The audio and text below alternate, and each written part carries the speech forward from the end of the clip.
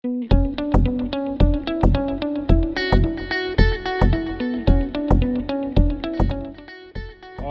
morning, everyone. The 3 minute conversation, which we have been talking about for a couple of weeks. So today we have got a very important guest with us, Mr. Abhishek Rungta, who is a co-founder, is a founder of Indus Net Technologies. He is a technopreneur. He is an angel investor, and dot dot dot dot dot. And he has been fabulous in terms of putting technology into the finance industry, and how exactly technology has been impacting this industry. So he has been talking about it a lot. His company has been doing a lot of things around it.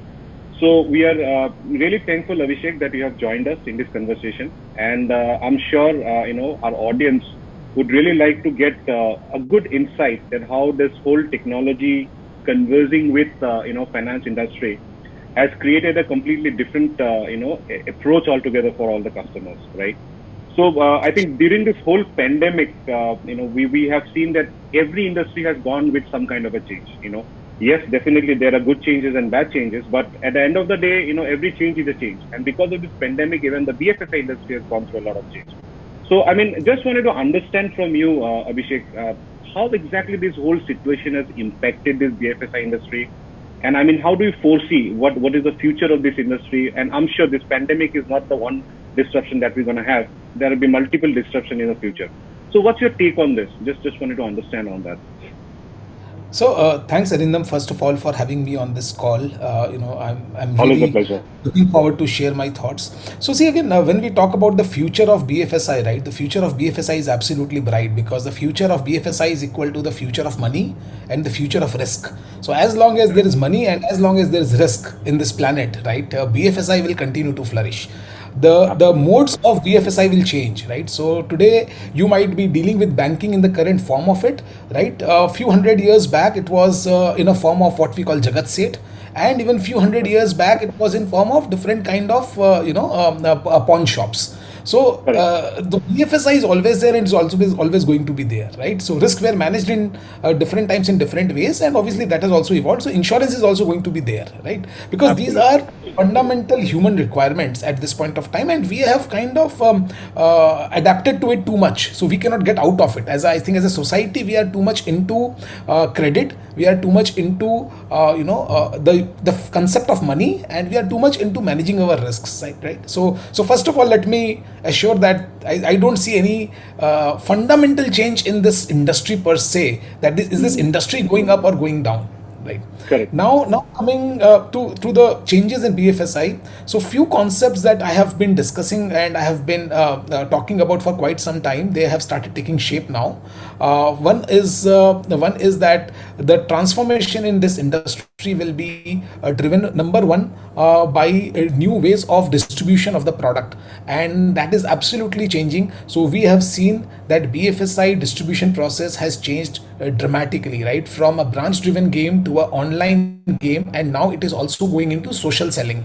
And you will say Correct. the future of BFSI will be massively into social selling. Your next bank might be your neighbor, or someone who's basically sitting at his house handling your money and handling your finances. So that is, I see as a big change that is going to come, right? Same with insurance, right? So social selling is going to be the next big frontier for BFSI as an industry, right? Mhm. And again, you will keep innovating on the distribution side. This is just one section. There can be hundreds of different innovations that will happen, but this social selling is an innovation that I see very, very clearly. And I'm not just saying for the sake of saying it. I have invested in three companies into social selling, into BFSI sector. So I am also Wow. putting my money where my mouth is. Okay, so So that is that is you're just not saying for the sake of saying, and you're actually experiencing it. What exactly the change, the change, the yeah. transformation that is happening out there. I mean, what is the value of that knowledge if you cannot earn out of it, right? So if I know that if I Absolutely. fall for sure, if I feel that this is the change that is going to come, or at least if I believe in that change, and if I can't invest, and I feel like if I cannot ride that wave, then my whole thought process has no value, right? It is just like doing armchair activism, like, which has become a fashion nowadays. So I would like to be a Absolutely. part of it, and I'm playing a role in it. So I think so distribution is going to change for sure. Second big change that is going to happen in BFSI, and which is already happening, is that innovative products are coming, right? So earlier we were very constrained by few people bringing in few products, and again a lot of permission, lot of structuring, where you cannot bring in new products every day.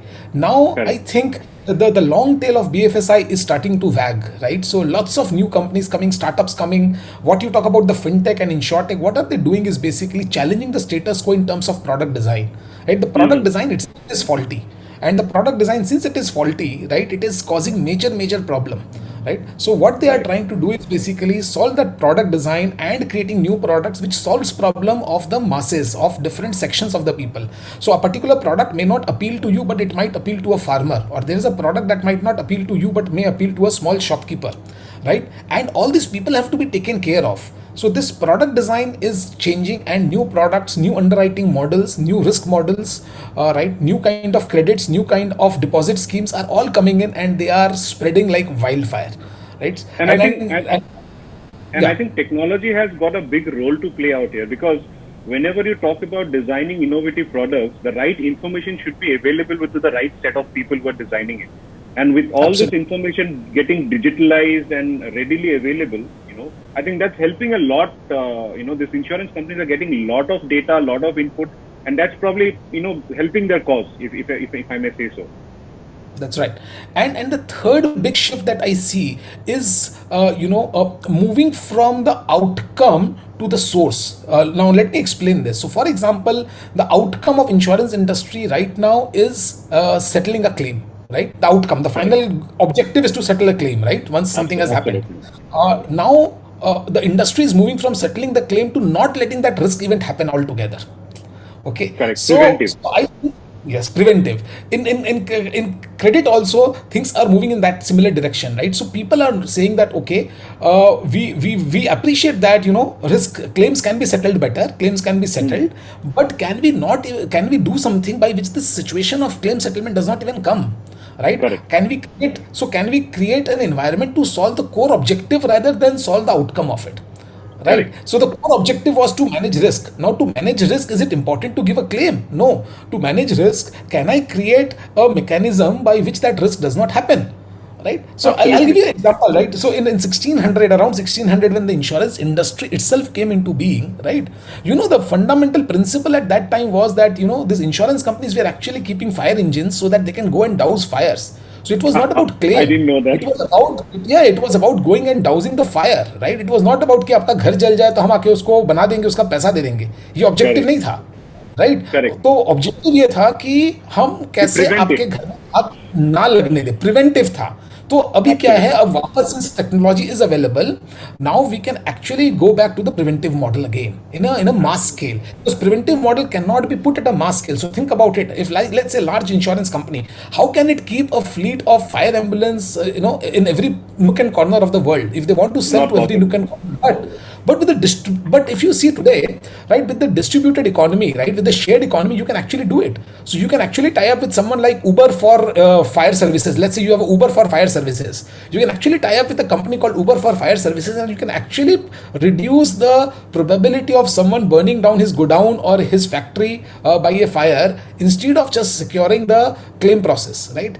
So Correct. I think all the ecosystem, nuts and bolts are coming together now, and I think we will see the real value that these products were created for, instead Hmm. of I would say the derivative products that has actually started commanding the market now. So if you see the insurance in the current state, in my opinion, is a derivative product, right, कि चलो आपका Right. नुकसान हो जाएगा, चलो हम नुकसान तो नहीं रोक सकते हैं, बट जो नुकसान हो जाएगा उसका हम भरपाई कर देंगे. भरपाई कर देते. Correct.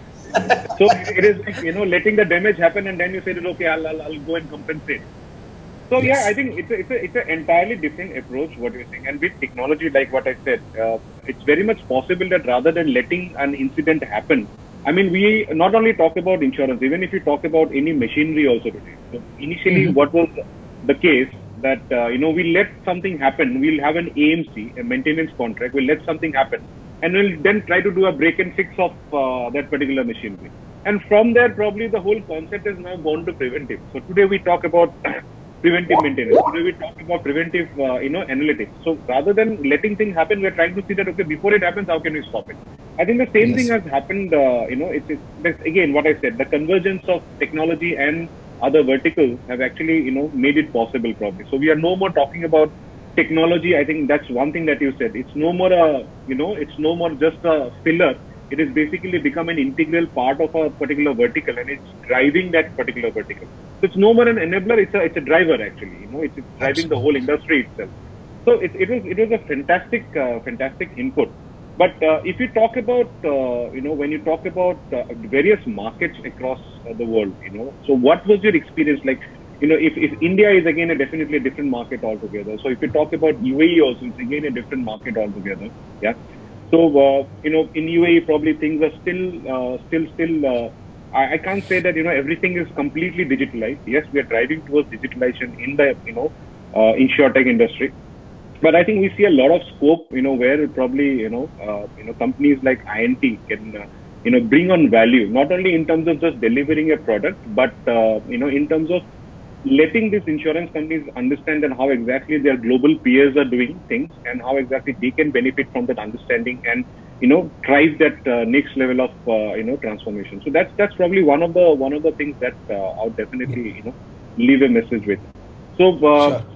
fantastic, Abhishek. I think it was a quick one, and I didn't want to make it a long conversation because I think it was quick, crisp, and to the point. And I think it spoke about the past, it spoke about the present, and you have also given an idea that where this whole future is going towards. So I think we have connected all the three dots, and I'm sure people who are in the insurance and the banking sector who would be listening to this talk would definitely get the idea where exactly the world is moving in the fintech industry. I think it was a fantastic one, Absolutely. Abhishek. Thanks a lot for joining us, and we would keep talking. We'll definitely start. This is just a start. We'll try to keep more elaborate, sessions where we can actually invite our customers also and let them have a one-on-one conversation with, a leader like you, so that also everybody can share their ideas. Let the industry talk. Let the tech industry talk. Let the vertical guys talk, and then we can probably create something which is sustainable. Absolutely. Thank you, Arvindo, Right? for having me. Thank you, Thank you. Abhishek. Thanks a lot, and stay safe and all the You. best. Thank you. Thank you. Bye bye.